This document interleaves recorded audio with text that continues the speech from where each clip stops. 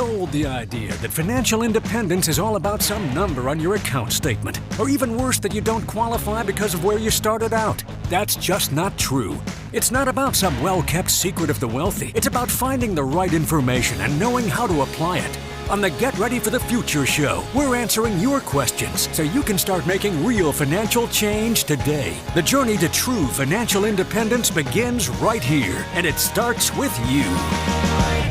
We're all about helping people discover, protect, and share true financial independence. We're all about that at GenWealth Financial Advisors, and it's why we're on the air here on the Get Ready for the Future show. Welcome in for another edition. My name is Scott Inman, along with Janet Walker today, ready to answer your questions on the show. But we've got some numbers off the top of the show today, Janet, that I was looking at. I was looking at a survey. When you talk about why we do what we do, we just talked about helping people discover, protect, and share true financial independence. But we know the need is there for people to be prepared for retirement with their own savings, with their own investments. Now, that may seem like an obvious thing, but when you think about the transition that we are currently in the United States, there's a LIMRA study that I just read today that came out. They ask, it's a survey, I should say, rather than a study. They ask the question of current retirees, do you have enough guaranteed income to cover basic expenses? So these are people who are currently retired in the United States.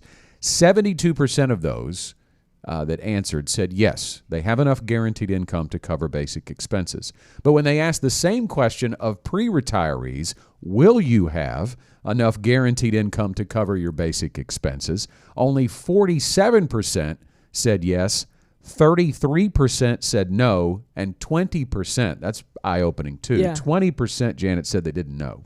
Yeah, and of all the things that you need to know as you are approaching retirement, whether or not you're going to have a guaranteed income stream to cover those required expenses, Scott, that's pretty high on the list. Yes. Yeah, that's the big thing, that if there's a gap there, that's the first problem that has to be solved in retirement. We're going to talk a little bit more about that in today's show. But another number, we know people worry about running out of money in retirement. We've quoted these surveys many times. The most recent from Alliance that says 66% worry they will run out of money in retirement. And it's happening. 11,200 people a day are turning 65 in this country. There'll be more than 4 million turn 65 in 2024, and those numbers are expected to be that high for the next 3 years or so. So this transition is now happening. We've talked about it for years. Pensions are going away. Retirement savings are going to be one of the major sources of your retirement. So we're trying to get people jump-started if they're young, catching up if they're older, but most importantly, getting a plan together to know where you stand. Scott, I think we're still kind of dealing with that generational transition of, we got baby boomers still in this area of turning 65, but most of them, at least their parents had a pension. Yep. And many of them, I don't know about many, there are still quite a few of them who have a pension, depending on who their employer is. And so the question is, if you're younger than that and your parents have a pension, are you thinking about the fact that your game plan needs to be completely different than what it was for your parents, because you're not going to have that stream of income? And those are probably not, dining room table conversations that most people have had. Yeah. All right, so let's dive into today's questions. First up today is Jared via email. Like this question. My wife thinks it's wild that I don't want to retire, but I love my job. I want to do it until I can't. I'm currently 58, and my wife is 59, and she's ready to retire ASAP. We live mostly off my income and save hers or do fun things, vacations, etc. Can she go ahead and retire, take Social Security, and us live off of that and my income? Are there blind spots we aren't thinking about? Hey, Jared, it's great that you love your job. Purpose is a big part of this. When we walk our clients into retirement, that's a big discussion we have. Are you retiring to something and not from something? And if you still find purpose in your job, there's no reason that you have to quit, but there is a reason that you need to be prepared when that day comes. And I think that's really the mindset here, is not retirement, but as we said at the open of the show, Janet, it's about financial independence. You and I both have a personal plan that a date in the future is going to come where we are going to reach financial independence. But that doesn't mean we're going to leave our jobs. Right. We talk about here at GenWealth the ready to retire process. There will be a date when we are ready to retire. It doesn't mean that we necessarily will. Maybe we will, maybe we won't. But you want to know that you're ready. And so, Jared, that's really the primary question that you have to ask in this process. Are you ready to retire? Because sometimes you don't get to choose that. But also, are you ready for your wife to retire? When you get to your question here about can she go ahead and retire, take Social Security, and you guys live off of her Social Security and your retirement income, we've got to answer the question about whether your household is ready for that in terms of income. Yeah, so what he's saying, if we go back to that question, we live mostly off currently my income and save hers or do fun things. I think his mindset there is if we lose her income by her retiring, she can take Social Security, and then we will then be living off of that and his income, and maybe cut back on the fun things, maybe cut back on the vacations. But I think the primary thought process here, Jared, is what are you saving for retirement, and where is that going to put you? If your wife no longer works, does she have a retirement savings plan that's no longer going to be able to be contributed to? You're taking away from those additional contributions. You're also, by the way, and I know you know this part, she's not going to be eligible for Social Security for a little bit longer. So what do you do in that gap? And then another gap that is very important to consider is between the time that she retires and the time that she's eligible for Medicare. So the money that you guys have been, receiving from her income, you've utilized that to pay for vacations and other fun stuff. But did she have health insurance covered from her employer, or is she potentially on your plan? If she's on your plan, then it may be no harm, no foul on the health insurance. But that is a big expense, Scott, that a lot of times people don't think about because it's not primarily coming out of their pockets. Yeah, that's a big thing. And, when we talk about being ready to retire but not necessarily retiring, Jared even says it, I love my job, I want to do it until I can't. Yeah. We don't get to control when we can't. And that's a big part of this. People often don't get to choose when they retire, so it's good to be prepared as early as you can be prepared for that financial independence. In fact, the Employee Benefit Research Institute did a study that said most people do expect to retire at age 65, but the median retirement age in the United States is 62. 7 out of 10 retirees stop working before age 65, and the reasons: 32% experienced downsizing at their employer, or a closure or a reorganization. In essence, they lost their job for whatever reason it was. 31% because of health or a disability. 13% found they were needing to care for a spouse or another family member. And 8% said they lacked a skill set that a job change would require. So two big issues there, the loss of a job or the loss of your health, and we don't get to control either of those. So another reason you have to be prepared for potentially an earlier retirement than maybe you want. One other thing, and nobody likes to talk about this, but we know it's real. This is not supposed to happen, but it does. Another thing that we're aware of is when people start talking about retirement, like, hey, I'm going to retire in a couple of years. If you're up there on the pay scale, and the older you get, usually the more you make, sometimes an employer will go ahead and let you go because they can hire somebody else in cheaper and go ahead and transition those funds and do something else with the excess that they would have been paying you at age 65 or 66, whatever. So, Scott, that's another reason.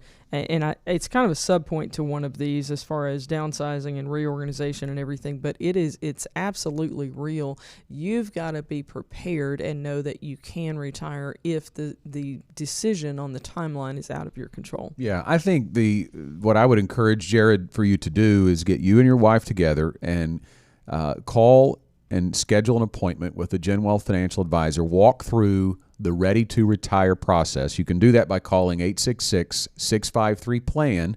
That's toll free, 866-653-7526. Go through the Ready to Retire process. He says, are there blind spots we aren't thinking about? That's what that process is meant to do. Build a retirement income plan that shows you if your wife retires now and if you continue to work for 3 years, 4 years, different scenarios, where does that put you from an income perspective? And you're back to the start of our show when we said only 47% of pre-retirees believe they will have enough money in guaranteed income sources to cover their basic expenses. That's the first step in that process. Where are you at on guaranteed income in retirement? Whenever that occurs, do you have enough to cover your basic expenses, and then layer in your investments from your 401k and other investments to determine what kind of monthly income you can stack on top of your guaranteed income sources. That gives you a clear picture of what it's going to look like. And then the other blind spots are taxes, their long-term care, health care cost. That has to get figured into play here too before you make a monumentally important decision, such as one of you retiring. This is our question of the week. Congratulations, Jared, for that. And we're going to send you a Get Ready for the Future show tumbler for being the question of the week. We just would like you to email us again to claim it. Just send an email to show@getreadyforthefuture.com. So Jared will stare at that tumbler and remind himself that he needs to call and email. Yes, or email, but then later, yes, call and schedule that appointment with a GenWealth advisor. Yep. Great question, though. Next up, it's Tristan from Little Rock. Here we go. I've listened to one of your shows before where you mentioned that your contribution rate is more important than a dollar amount. But do you have any tips on determining your rate if income is variable? Well, here's the deal, Tristan, just for clarification as I read that question, your contribution rate is more important than your rate of return. That's for sure. The dollars you're putting in become more important than what kind of return you're getting on those dollars. People seem to be focused more on the getting rich quick mindset, right? Yeah. I want the most return I can get. Certainly rate of return is important, and you need to work with an advisor to get the best return for the amount of risk tolerance you have.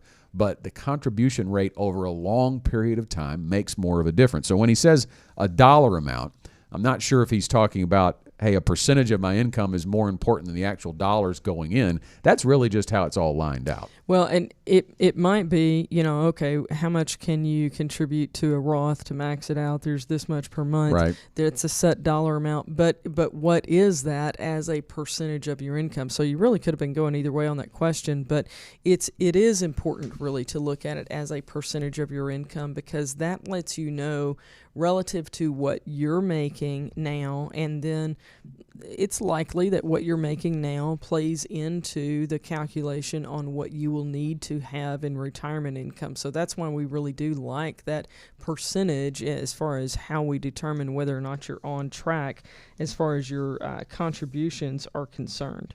So when you look at the last part of the question is tips on determining your rate if your income is variable. And that's, I think, spins off of, do you have any kind of a budget, right? I've used this story before that I just had lunch with my oldest son, Garrett, earlier in the week, and we were talking about expenses and his income relative to his expenses, and he's just getting started in his career life, so it's pretty tight margin, right? He's trying to make sure he can cover his expenses with his income, and he told me what his monthly expenses were. And I thought in my mind that seemed a little high. I know where he lives. I know what rent he pays. I know what his utilities are. I said, well, what all is included in that? And he started going down the list, and he said $200 to LPL. Well, that's the contribution. That's retirement account. That he's making to his Roth IRA, but he considers that an expense. Yeah. He's paying himself for retirement. So if you know what your budget is, then it's easier to know your margin and include that contribution as part of your budget. But the point I'm trying to make here is when your income is variable, it is harder to budget. Yeah. But I think, Janet, if you take, there's a base level here somewhere you can probably define. Yeah, Scott, you and I both have, to some degree, variable income, but we could look back over the past, let's say 12 months and say, this is the lowest that it ever was in any given month. So that's how you determine your budget, and you'll need to adjust that as time progresses. But if you can look back over the past year and go, okay, what was the lowest amount that I made? Is it reasonable to assume that in the next 12 months, there won't be a month that is lower than that one was? And if that's a reasonable assumption, then you build your budget accordingly. And then maybe quarterly, and this is kind of dependent upon how you get paid with this variable income, but periodically you want to take some from the excess, whatever it is that you have coming in that you go, okay, I'm contributing, and I'm just making it percentages, whatever yours is, I'm contributing 15% of this set dollar amount now is 15% of that low income that I have coming in, but then I'm setting aside 15% of the rest of the money that comes in because that's variable. But you have that habit of setting that aside, maybe in a savings account, and then quarterly or so sweeping that over into retirement accounts. That's a possibility. It's also possible that maybe this variable portion that you get is from bonuses, and that's a little bit easier because you can still stick to a percentage calculation to be able to defer that income into your retirement accounts. Yeah, and there's no question, we've talked about this before too, that it is complicated if you are a W-2 employee and you have to set your 401k contribution as a percentage of your income, and your income is variable. I work through that with my wife Sarah, who has a job where she gets bonuses twice a year. So we have to kind of play that game, if you will. We have to set it at a rate we know we're not going to top out at before she gets those bonuses, because that's the one thing you want to avoid here is maxing out your 401k contributions prior to the end of the year, because those employer match dollars, assuming here that there is one for Tristan, they come in based on what you're putting in. So if you max out on your 401k in October because you have put too much in and you can't put any more in November, then you're going to miss out on those employer match dollars. So you do have to stay on top of it for sure. I think the bigger question here, though, Tristan, when we talk about your contribution rate, how to set it, where it should be, should be determined by your retirement goals. And those retirement goals start with a retirement age. Tristan, when do you want to retire? 60 years old, 70 years old? Or to put it back into the vernacular of our first question from Jared, when do you want to be financially independent? You may not actually retire at those dates, but find a date, talk through it with your spouse if you have one. When do you want to be financially independent? And then we work backwards from there through the ready to retire process. If it's 60 and you're 40, then we know we have 20 years. We take a look at what you've saved currently, and then we can determine your contribution rate based on an assumed modest rate of return over the next 20 years that will tell us how much do you need to be putting in as a dollar amount to get to those financial goals. And then you can set that contribution rate accordingly. Just to kind of give you a visual on this, and you can laugh at me, I've started running just a little bit again. I had to lay back off of that for a little bit, but last year I ran the first half marathon ever. I say ran. We get to say that just because we completed it. It doesn't mean you ran the whole thing, but I completed it. And so anyway, I think about all the different paces of all the runners who were in that same half marathon as I was. I finished, the deal was you have to finish under 4 hours. I did that. We're not going to talk about how much time it took me, but it was under the 4 hours that was required for us to get in and get the medal. But there were some people who did it in an amazingly short period of time. Their pace was way faster than what mine was, their contribution rate, if you will, because they had to hit a goal sooner than I was intending to hit it. It's the same thing if somebody's wanting to retire at, let's say, 55, then their pace of contributions needs to be way faster, way higher dollar amounts and percentages than somebody who's not planning to retire until 65. So think about it that way. It is all dependent upon, how much money do you have coming in and what are your goals in the future in terms of your retirement timeline and how much money you need to have coming in then. It dawned on me too as we talk about this, Janet, that some people may be a little fearful of finding out that answer, right? Yeah. They may be going, well, what if I walk through this process and you tell me that I need to save more than I'm capable of saving? Well, here's the deal. It doesn't all have to be done today. If Tristan comes in and he's 40 years old, we can show a path of increasing those contribution rates over that 20 years because we know that as kids get out of the house and you potentially earn more, you're going to have more margin to do that. Yeah, we're both, somewhere in that process of kids leaving the house. And I'll tell you, my husband and I are sitting back and going, how many vacations you want to take? I mean, because we can do that if we're not spending the money on the kids. Yep. So that's one of the things that changes. So definitely this is something that you can address over time if you're not able to do it all right now. Thanks to Tristan for the question. If you have a question for us, know that all you have to do is reach out and call or text to 501-381-5228. You can leave a voicemail for us, and if you're okay with it, we'll put your voicemail right on the air.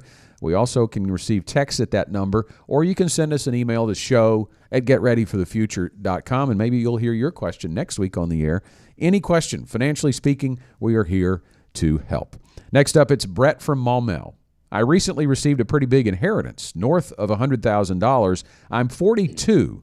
Should I pay down house debt, only debt, saying that's the only debt he has, invest more in retirement, currently at about $345,000, both, or something totally different altogether? Glad that you're pondering that, Brett, and you didn't say you wanted to go to the casino. So kudos for you. But the answer is, as so often the case it depends on where you are. You know, you gave us some great information. Mm-hmm. We know the amount that can help, north of $100,000, so roughly we know the amount. We know your age, and we know that your only debt is your mortgage. And we know what currently you have in retirement savings. That is a great snapshot of the now. What you need to know is, depending on how you use that $100,000, what change does it make on all of those levers? We want generally, Janet, for people to be mortgage-free when they enter retirement. Right. So certainly Brett, assuming he's going to retire at a pretty common or popular age between 60 and 65, has a lot of time to pay off that mortgage. So will this inheritance make a huge difference if it all goes to the mortgage? I think it depends. So let's talk about just kind of sequence of prioritization of dollars. And this first one I'm going to mention, I would assume, Brett, that you already have this in order, given that you have almost $350,000 in your retirement accounts. You probably have a solid emergency fund, but I don't want to make that assumption and just roll on. So if you don't already have that established, and we're talking about 3 to 6 months of expenses, not of income, but of expenses, if you don't already have that established, that is absolutely step one for you to be able to address. We know you don't have any other debt, so you're in good shape there, but for our other listeners who maybe have some income coming in unexpectedly, if you're in a situation where you have debt beyond the mortgage, then that would be your next focal point to begin to use some of these dollars. Another thing to ask, since you said that you're in your 40s, what about kids and college education? Is this something that you would need or want to utilize for that? I'll tell you, in my family, we come from a family that college education has historically been a big deal, even in a time when it wasn't. Like for a lot of people, as an example, my grandmother had a college degree at a time when very few women didn't. But we're also at a time now where I think, a lot of people can go to trade school and don't need to go to college. And I think that is an excellent choice. So it kind of depends on how your kids are wired, if there are even children in the picture here for you. So if that's a priority, certainly being able to set aside some of these dollars for the kids, for their college education. And then, Scott, let's talk about retirement versus the house. Yeah, so we would have a preference to make sure through the planning process that you're on track for your retirement goals before we bring into the equation whether you should add to the mortgage or lowering the mortgage with some of this inherited money. And you don't know if you're on track without putting that plan together. And that goes back to our contribution rate. We don't know, Brett, how much you're adding to that $345,000 in retirement savings. We don't know when you want to retire.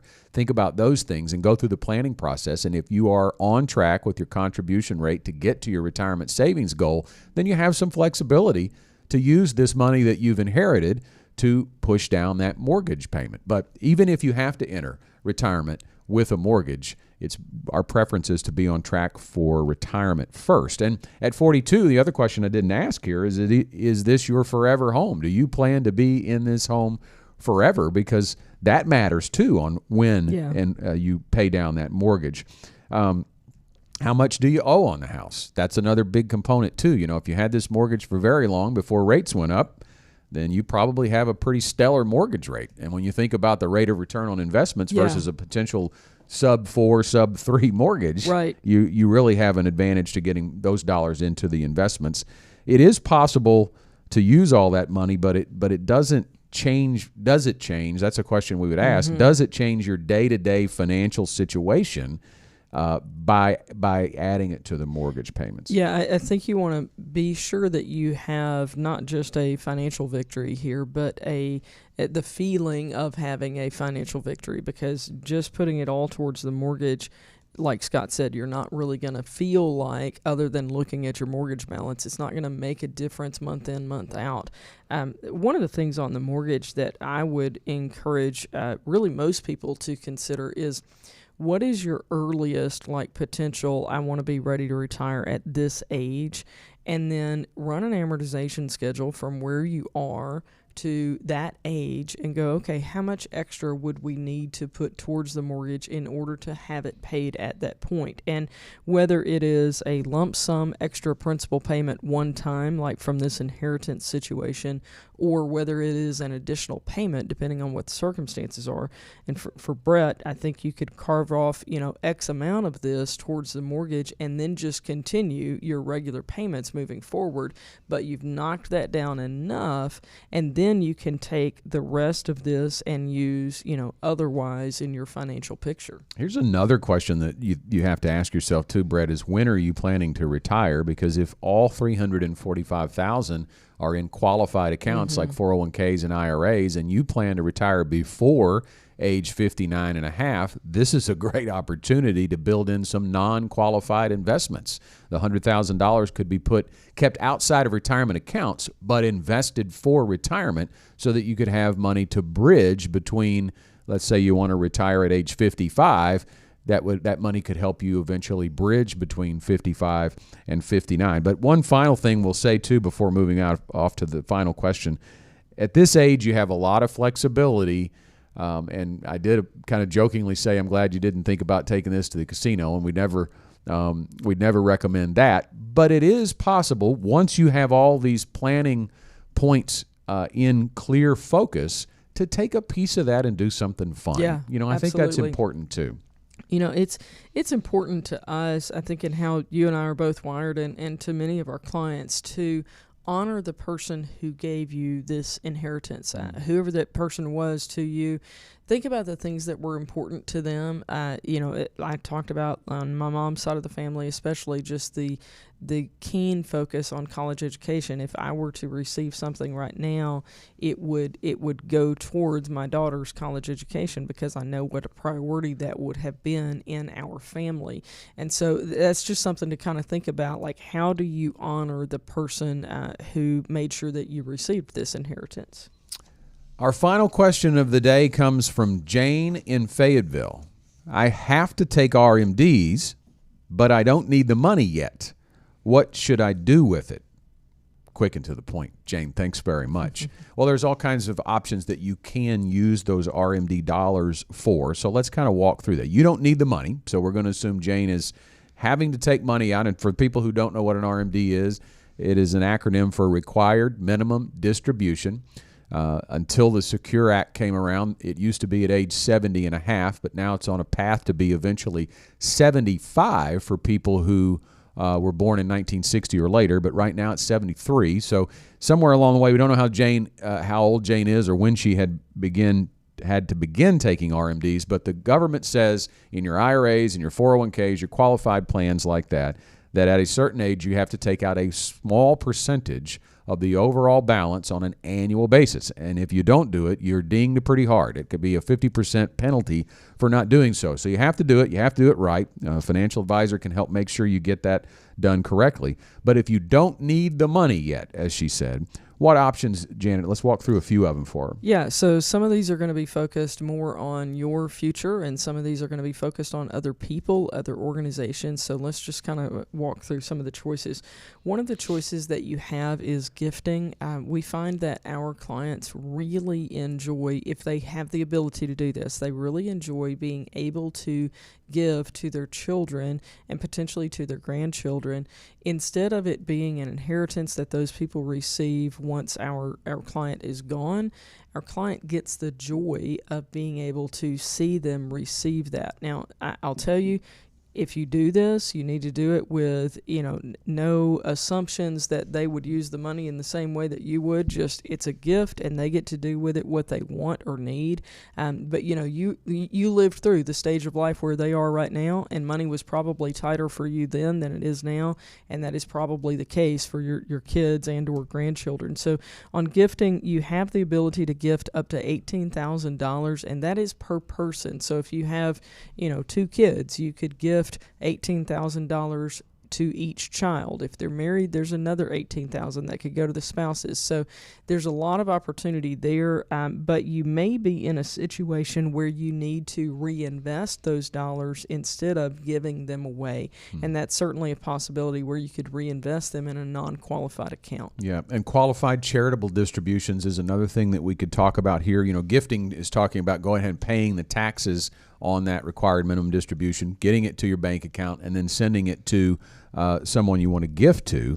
And by the way, did you mention the limits you did on the gifting? On the gifting, I did, yes. Okay, so on the QCD, that is a little bit of a different animal there. You can actually send your qualified charitable distribution directly to the charitable institution of your choice, if it's a qualified charity, and there are no taxes held out on that. So you can get more dollars to the charity than you would get if you took the money yourself, and you can put quite a bit towards those QCDs. The limit in 2024 is $105,000. So if you are charitable minded, if you give regularly to a church, you can obviously think about doing that. Again, the qualifier there is it has to go directly to the institution. And we get this question a lot too. If I do that, can I deduct it on my taxes? And the answer is no, because you can only do it on one end or the other, right? If you use after-tax dollars, you get a taxable deduction on your return for making that donation. But if the QCD goes directly there, you're not going to be able to deduct that on your tax, but you didn't pay any taxes on it. So it's a great opportunity there. You can also create a charitable remainder trust and contribute up to $53,000 in 2024 to that. This is basically an irrevocable trust that allows you to donate assets to charity at a later time after your death, but you can actually take an income stream off of that while you're still living. So there's an option in the estate planning side there to put some of those dollars in. But I think, you mentioned the reinvesting, Janet. You don't have to spend these dollars, even if you don't need it. I think it's important, especially with where the inherited IRA rules are today, that you have to spend it all down in 10 years, the next generation does. That tax bomb is waiting for them. I think what we do in making a retirement income plan so that you can begin withdrawals on a monthly basis at an earlier age than RMD age makes a lot of sense. Yeah, you're able to expose some of those dollars to taxes earlier so that later on, even though the percentages are set as far as your RMD, if you've already pulled some of that out, then the dollar amount is not as much in the future. Scott, I'm going to circle back to the gifting thing. You asked if I had mentioned the amount. I did that, but I didn't talk about what if you want to give more than that. You can give over $18,000. We call that the limit, but I'm going to do that in air quotes because you just have to report it if it's above that amount. It is not taxable, but you do have to report it, and it counts against your lifetime exclusion, which is millions. Yeah, $13.6 million individually in 2024. Now, there is a whole other show we could do on where it's going to be in the future because that's probably going to get lower. But there's some options for you, Jane. I hope that helped. You heard the bell there in the background. That means it's time for our final thoughts. Janet, we'll start with you. I know every week that we're taking questions from listeners, and I don't know why I feel this way today, but I feel like this was a little bit more conversational. Maybe sometimes we get, more into data and facts and that type of thing. I want you to know, if you're out there listening to us, if you've been listening to the Get Ready for the Future show for a while, this is more how our appointments are. It's just conversational. It's, well, what's your situation? Do you have kids? Do you have grandkids? When are you going to retire? How much income do you need to have? So I think a lot of people, Scott, can get very intimidated by the planning process because they've never done it before. It doesn't have to be frightening. It's just a conversation. That's all. I'll build off of that. We actually did, as we record this on Wednesday, a workshop in Little Rock last night, and the title of the presentation was 3 Keys to Retirement Income Planning. At the end, there was a slide there that said, let's have an income planning discussion. Yeah. And that's, I think people see it as, I'm going to go see the financial advisor, have a meeting, have an appointment. It really is just an income planning discussion. Yeah. For a couple of hours in our office. May take a little longer, may take a little less. We ask you to bring some documents to that meeting, and it's just an income planning discussion to find out if we're a fit for you. We'll talk about what our services are, what we can offer you in terms of planning around these things that we talked about in our show today, and you make a decision there if you want to move forward or not. If you'd like to do that, all you have to do is call toll-free 866-653-PLAN. It's 866-653-7526. And that's all the time we have for this week's Get Ready for the Future show. Again, if you've got a question, we want you to get it to us. You can call or text that question to 501-381-5228 and hear it on the show next week, and we will see you then. The GenWealth financial team is available to you 24/7 at info@getreadyforthefuture.com or call our offices at 866-653-PLAN. That's 866-653-7526. You should personally consult a financial advisor before making any investment, and no strategy can assure success. Securities offered through LPL Financial. Member FINRA SIPC.